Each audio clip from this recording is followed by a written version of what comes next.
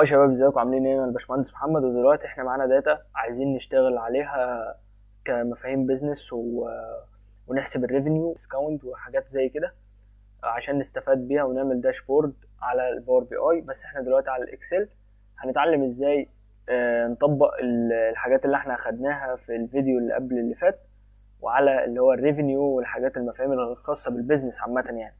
فاول حاجة كنا قلنا عليها اللي هي الريفينيو. وريفينيو احنا بنحسبه ازاي؟ انت تضرب اليونت برايس في الكوانتيتي، تمام، فتطلع معاك فايكوال سم كده بالشكل ده H2 في E2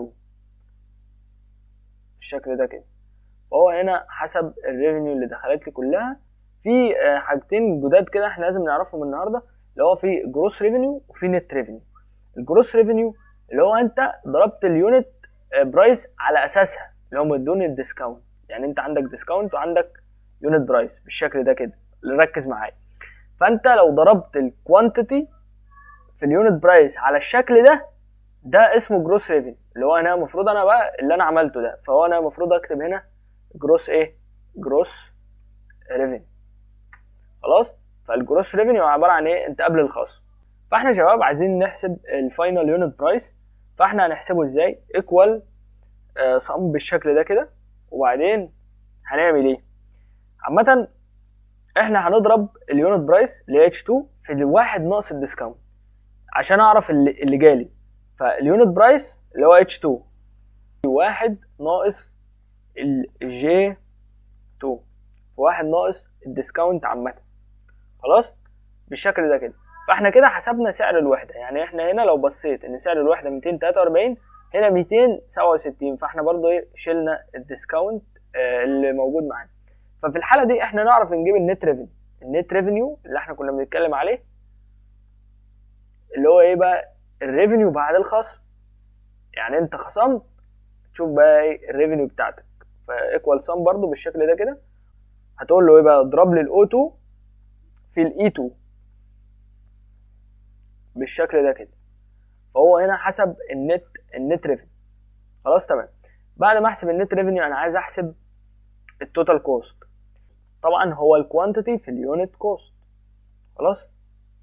فهو الكوانتيتي اللي هي الاي 2 ايكوال سم اي 2 مضروبه في اليونت، فهي الجي 2 في اليونت كوست بالشكل ده كده. فاحنا برضو حسبنا التكلفه بتاعه الخامات اللي عندي، فلازم نحسب البروفيت. فالبروفيت اصلا هو عباره عن ايه؟ قلنا بقى تشيل الديسكاونت. فانا هنا اوريدي انا شايل الديسكاونت.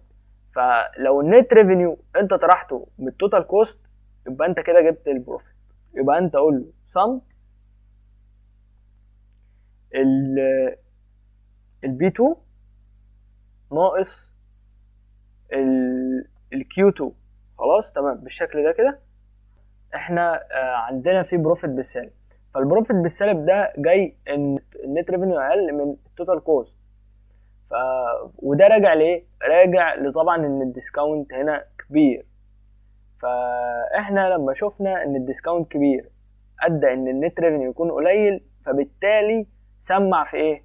سمع في البروفيت، وان هو طلع بالسالب. فالسالب ده احنا هنحسبه كلوز، كخسائر.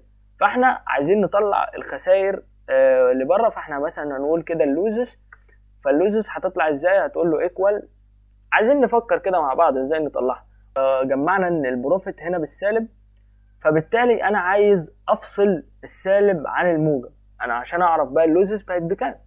فانا هقول له والله بص ايكوال اف، يعني خلاص اف لو القيمه اللي هي R2 اقل من الصفر، اللي هي كسالب يعني بالشكل ده كده. هتقول له R2 تاني، يعني طلع لي قيمه الR2. سوري يا شباب، طلع لي R2. خلاص طيب. طب ولو مش كده؟ والله بص طلع لي يا باشا صفر. فهنا يا شباب قبل ما تقفل الاف كونديشن هنا، انت لازم تلاحظ حاجه، ان هنا انت لو قفلتها على كده ان هو هيطلع لك الار 2 السالبه. فانا برضو مش عايزها سالبه. ازاي بقى اعملها موجبه؟ هتقول له ار 2 معلش بس اضربها لي في سالب واحد لو مش هنتعب حضرتك. خلاص. وتطلع بره الكلام ده كله وتقفل بقى الايه؟ الاف كونديشن بتاعتك كده. تمام خالص، والدنيا ترسى معاك على كده. فانت كده فصلت اللوزز عن البروفيت خلاص. فانت تيجي هنا وتقول بقى ايه يعني النت بروفيت. خلاص النت بروفيت اللي انت عايزه، اللي هو بقى ايه اللي انت هتشتغل عليه فيما بعد، يعني لما تيجي تعمل داشبورد انت عايز النت بروفيت، اللي هو بقى انت هتخلي بقى اي قيمه سالب في البروفيت صفر عشان يبقى انت مجمع الدنيا معانا. فانت هتقول له ايه ايكوال اف برضو، بس الار 2 تبقى اكبر من الصفر، يعني ار 2 تبقى اكبر من الصفر خلاص بالشكل ده كده. لو الار 2 اكبر من الصفر طلعها كار 2 خلاص بالشكل ده كده. طب ولو هي اقل حطها ايه، حطها بصفر. عكسنا الناحيه التانية، لو هي اقل حطها بصفر خلاص واقفل كده. هل في حاجه تانية محتاجه تعديل؟ لا مظبوط كده. طب تيجي نلاحظ، عايزين مثلا يعني نفكر كده مع بعض، مش احنا بنقول ان الديسكاونت هو السبب في اللوز دي؟ فهنبص والله يعني انا مثلا الديسكاونت عندي لو اكبر من 24% هشوفه يعني مثلا زي كده بالشكل ده كده. هنشوف 24 و25 و26 و27 28 29 30، فاقول له كده. فهلاقي هنا ان ايه، ان ده كله يعني كل الديسكاونت، معظم الديسكاونت اللي هو اكبر من 24% مطلع لك بروفيت بالسالب. بص هنا بروفيت بالسالب، سالب سالب سالب سالب سالب سالب زي ما انت شايف كده. فلذلك ايه احنا ماشيين صح. ليه بقى؟ لانه قال لك كده ان طالما الديسكاونت كبير طلع لوزز.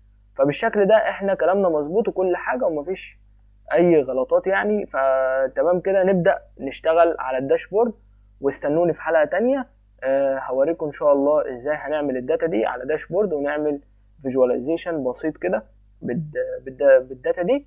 واشوفكم الحلقه الجايه.